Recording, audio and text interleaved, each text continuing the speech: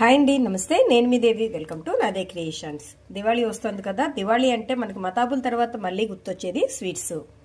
అయితే ఈ దివాళీకి సింపుల్గా చాలా సింపుల్ ప్రాసెస్లో తక్కువ ఇంగ్రీడియంట్స్తో మనం ఈ బేసన్ లడ్డూని ప్రిపేర్ చేసుకోవచ్చండి. దీన్ని ఎవరైనా ప్రిపేర్ చేయొచ్చు, ఎందుకంటే దీనికి పాకం పట్టాల్సిన పని లేదు. రెసిపీ చెడిపోతుందేమో అన్న టెన్షన్ అస్సలే లేదు.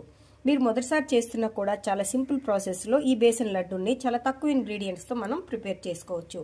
కేవలం 15 to 20 మినిట్స్లో రెడీ అయిపోయే ఈ రెసిపీని చాలా తేలిగ్గా తయారు చేయండి. అలాగే టేస్ట్ అయితే అద్దరిపోతుంది. మరి ఎంతో సింపుల్గా చాలా టేస్టీగా ఎవరైనా నచ్చేలాగా ఈ బేసన్ లడ్డూని ప్రిపేర్ చేసుకునే ఆ సింపుల్ ప్రాసెస్ ఏంటో ఈరోజు వీడియోలో మనం చూసేద్దాం. మీరు తప్పకుండా ట్రై చేయండి. ఎలా వచ్చిందో నా కామెంట్ సెక్షన్లో తెలియచేయండి. మరి ఆలస్యం చేయకుండా వీడియోలోకి వెళ్ళి ఈ బేసన్ లడ్డు ప్రాసెస్ని చూసేద్దాం. మరి బేసన్ లడ్డు కోసం ఇలా ఇంగ్రీడియంట్స్ని అయితే రెడీ చేసుకోండి. దీనికి చాలా తక్కువ ఇంగ్రీడియంట్స్ అయితే పడతాయి. ఇలా శనగపిండిని రెడీ చేసి పెట్టుకోవాలి. మీరు మార్కెట్ నుంచి తెచ్చుకుందైనా లేదా ఇంట్లో శనగపప్పు తోటి ఇలా పిండి చేసుకుందైనా పర్వాలేదు, కానీ మెత్తగా పిండి జల్లించి రెడీగా 1 కప్పు వరకు పెట్టుకోండి. దీనికోసం 1/2 కప్పు వరకు పంచదారని అలాగే ఒక 4-5 యాలకులను తీసుకొని వీటిని మెత్తగా గ్రైండ్ చేసి పెట్టుకోవాలి. మీకు ఇంకొంచెం స్వీట్ కావాలి అనుకుంటే ఇంకో 2 స్పూన్స్ అయినా ఎక్స్ట్రా వేసుకోవచ్చు. బట్ 1 కప్పు శనగపిండికి అయితే 1/2 కప్పు పంచదారని పౌడర్ చేస్తే మనకి స్వీట్నెస్ కరెక్ట్గా సరిపోతుంది. అలాగే 1/2 కప్పు వరకు నెయ్యి, మీకు నచ్చిన ఏవైనా డ్రై ఫ్రూట్స్. అయితే నేను ఇలా డ్రై ఫ్రూట్స్ని చాలా చిన్న ముక్కలుగా చాప్ చేసి పెట్టుకున్నానండి. ఎవ్రీ బైట్లో ఇవి తగులుతూ ఉంటే చాలా టేస్ట్గా అనిపిస్తుంది. మీకు ఇలా కాదు అనుకుంటే అలా సింగిల్గా ఒకదాన్నైనా పెట్టుకొని మీరు లడ్డూని ప్రిపేర్ చేసుకోవచ్చు. ఇప్పుడు మనం ప్రాసెస్లోకి వెళ్ళిపోదాం. ముందుగా ఈ పంచదారని మెత్తగా పౌడర్ చేసుకుని రెడీగా పెట్టుకోవాలి. చూడండి, మనకి ఇలాగా మెత్తగా ఉంటే సరిపోతుంది. ఎక్కడ అస్సలు బరక్గా ఉండకూడదండి, మెత్తగా మైదా పిండిలాగా ఉండాలి. ఇప్పుడు నెక్స్ట్ ప్రాసెస్లోకి వెళ్ళిపోదాం. ఇలా స్టవ్ మీద ఒక కడాయిని పెట్టుకుని అది హీట్ అయిన తర్వాత స్టవ్ని లో ఫ్లేమ్లోకి అడ్జస్ట్ చేసేసుకొని మనం కట్ చేసి పెట్టుకున్న ఈ డ్రై ఫ్రూట్స్ని ఇందులో వేసేద్దాం. నేను ఇక్కడ క్యాజు, బాదాం మాత్రమే తీసుకున్నాను. మీరు కావాలంటే మెలన్ సీడ్స్ అలాంటివి ఏవైనా సరే తీసుకోండి. టేస్ట్ అయితే చాలా బాగుంటుంది. దీన్ని ఇప్పుడు లో ఫ్లేమ్లోనే మంచి కలర్ వచ్చేంత వరకు ఫ్రై చేసేయండి. మనం ఘీ కానీ ఆయిల్ కానీ ఏమి వేయాల్సిన అవసరం లేదు. దీన్ని ఇలాగ మనం ఫ్రై చేసేసుకోవడమే. ఇవి మనకి ఇలా చక్కగా ఫ్రై అయిపోయాయి. ఇప్పుడు వీటిని మనం వేరే బౌల్లోకి తీసేసుకుందాం. ఇప్పుడు ఇదే కడాయిలో మనం ముందుగా మెజర్ చేసి పక్కన పెట్టుకున్న 1/2 కప్పు నెయ్యిని వేసేయండి. ఇది పూర్తిగా మెల్ట్ అవ్వాలి, అలాగే కొద్దిగా హీట్ అవ్వాలి. ఇది మెల్ట్ అయింది, కొద్దిగా హీట్ అయింది కదా. ఇందులో మనం మెజర్ చేసి పెట్టుకున్న 1 కప్పు శనగపిండిని ఇలా వేసేసుకుందాం. అంటే మనం తీసుకున్న 1 కప్పు శనగపిండికి 1/2 కప్పు నెయ్యి అయితే కరెక్ట్గా సరిపోతుంది. ఇప్పుడు దీన్ని లో ఫ్లేమ్లోనే ఉంచి దీన్ని చక్కగా ఫ్రై చేసుకోవాలి. ఇది చూడండి, మనం శనగపిండి వేయగానే నెయ్యి మొత్తం పీల్చేసి మనకి ఇలా గట్టిగా అయిపోయింది కదా.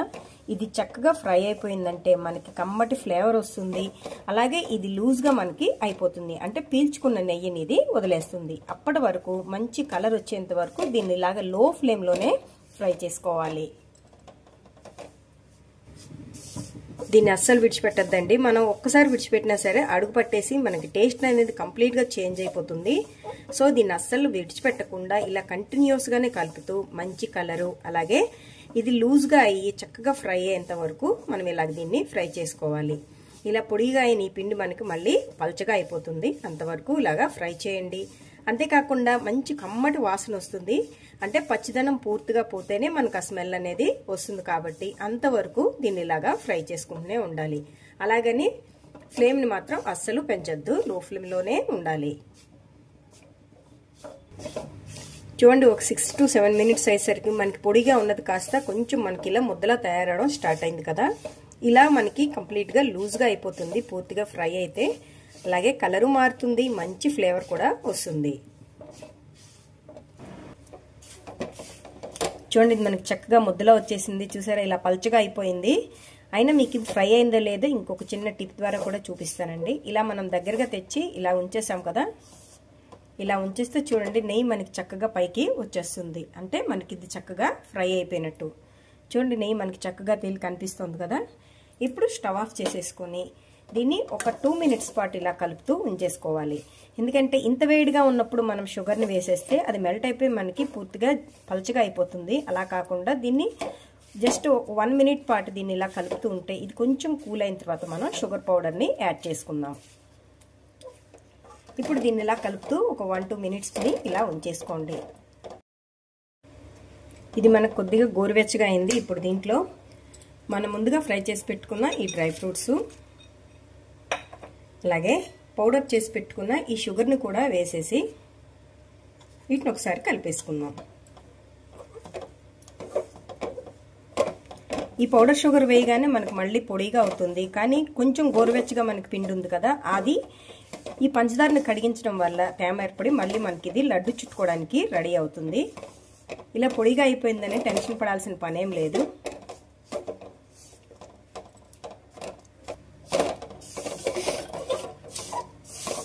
చూడండి, మళ్ళీ మనకి ఇది కొంచెం ఇలా ముద్దగా అవుతుంది కదా, ఇలా పంచదార కరుగుతుంటే మనకి ఇలా లడ్డు చుట్టుకోవడానికి రెడీ అయిపోతుంది.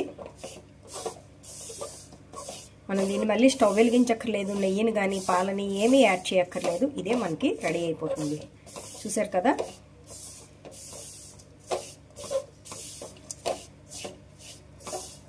ఇప్పుడు దీన్ని లడ్డు కింద చుట్టేసుకుందాం.